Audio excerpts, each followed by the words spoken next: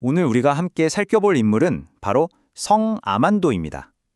근데요, 이게 그냥 평범한 성인 이야기가 아니에요. 신앙이라는 게 얼마나 강력하고 또 때로는 예측할 수 없는 힘을 가졌는지에 대한 아주 깊은 탐구라고 할 수 있죠. 자, 먼저 이름부터 한번 볼까요?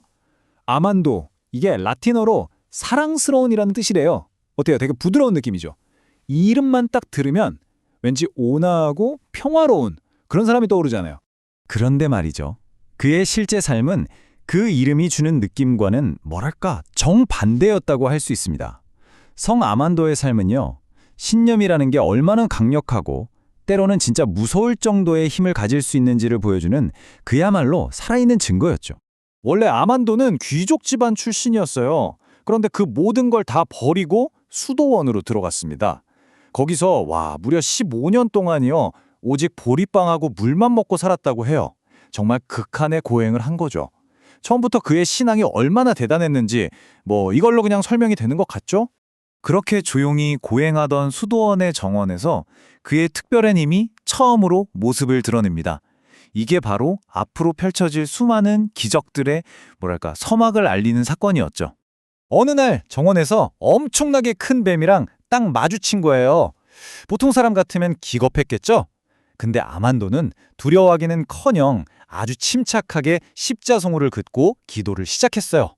그랬더니 정말 놀랍게도 그 거대한 뱀이 그대로 구덩이 속으로 쑥 빨려 들어가서 다시는 나타나지 않았다고 합니다. 바로 이게 신앙의 힘으로 악을 물리친 그의 첫 번째 기적이었습니다.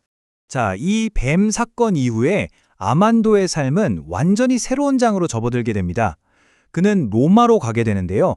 거기서 성 베드로의 환시를 보게 되고 세상을 향한 훨씬 더 큰 임무를 받게 되는 거죠. 성 베드로가 내린 임무가 뭐였냐면요. 바로 갈리아의 다고베르투스 왕을 찾아가서 그의 죄를 꾸짖으라는 거였어요. 정말 대담하죠? 아만도는 망설임 없이 왕 앞에 나아가서 하느님의 메시지를 전합니다. 근데 그 결과가 어땠을까요? 추방이었어요. 왕이 엄청나게 화가 나서 그를 왕국에서 쫓아내버린 거죠. 하지만 이야기가 여기서 끝이 아니죠. 시간이 좀 흘렀어요. 아들이 없던 왕이 정말 간절하게 기도한 끝에 아들을 얻게 됩니다. 그러자 그는 지난날의 오만함을 깊이 뉘우치고 자기가 내쫓았던 바로 그 아만도를 필사적으로 다시 찾아 나서게 돼요. 상황이 이제 완전히 180도 뒤바뀝니다. 한때 아만도를 쫓아냈던 왕이 이제는 그의 발 앞에 무릎을 꿇고 제발 자기 아들에게 세례를 달라고 애원하는 거죠. 그런데 아만도는 오히려 세속적인 권력과 얽히는 게 두려워서 이걸 거절합니다. 절대 권력자의 간절한 부탁과 성인의 영적인 고민이 정면으로 부딪히는 순간이죠. 결국 왕의 그 진심 어린 뉘우침과 끈질긴 간청에 아만도의 마음도 움직였습니다. 그는 세례를 해주기로 결심하죠.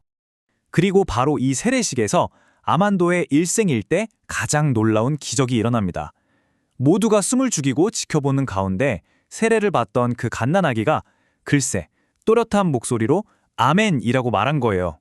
여러분 상상 한번 해보세요. 아직 말도 못하는 아기가요. 그 자리에 있던 사람들이 얼마나 충격을 받았을까요? 정말 경이로운 순간이었겠죠. 이 놀라운 사건을 계기로 아만도는 마스트리흐트의 주교로 임명됩니다. 하지만 이걸로 그의 고난이 끝났다고 생각하면 안 돼요. 어떻게 보면 그의 진짜 시련은 이제부터 시작이었거든요.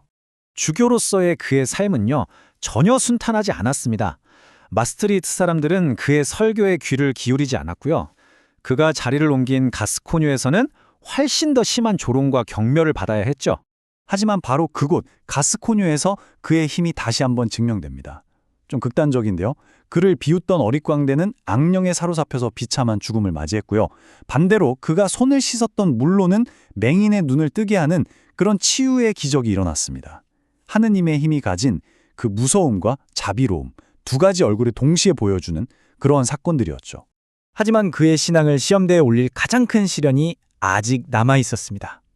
그건 바로 그를 죽이려는 암살 계획이었어요. 암살자들은 수도원 지을 좋은 터를 보여주겠다면서 그를 속여서 산꼭대기로 데려가 죽이려고 했어요. 그런데 정말 놀라운 건 아만도는 그들의 시커먼 속내를 다 꿰뚫어보고 있었다는 겁니다. 근데 두려워했을까요? 아니요. 오히려 이걸 순교할 기회로 여기고 기꺼이 그들을 따라 나섰죠. 산 정상에 딱 도착하자마자 갑자기 하늘이 시커멓게 변하더니 엄청난 폭풍우가 몰아치기 시작했습니다. 공포에 질린 암살자들은 이제 자기들이 죽이려던 아만도의 발 앞에 엎드려서 살려달라고 빌었죠. 아만도가 그들을 위해 기도를 하자 정말 거짓말처럼 폭풍우가 싹 멎었습니다. 이런 엄청난 자연의 힘, 그리고 아만도의 자비를 직접 겪은 암살자들은 완전히 다른 사람이 됐습니다. 그들은 진심으로 자기 잘못을 뉘우치고 목숨을 건진 채 집으로 돌아갔죠. 그 일 이후에도 아만도는 계속해서 많은 기적을 행하고 여러 수도원을 세우면서 신앙을 전파하다가 평화롭게 세상을 떠났습니다. 그의 삶은 정말 처음부터 끝까지 신념의 힘 그 자체였던 것 같네요. 결국 성 아만도의 이야기는 우리에게 이런 질문을 던지는 것 같아요. 그의 이름은 사랑스러운이었지만 그의 삶은 신앙이 가진 자비로운 모습과 동시에 두려운 모습, 그 강력한 양면성을 우리에게 남김없이 보여줬습니다. 이 이야기를 듣고 나니 여러분에게 신념이란 과연 어떤 모습으로 다가오시나요? 한 번쯤 생각해 볼 만한 질문인 것 같습니다.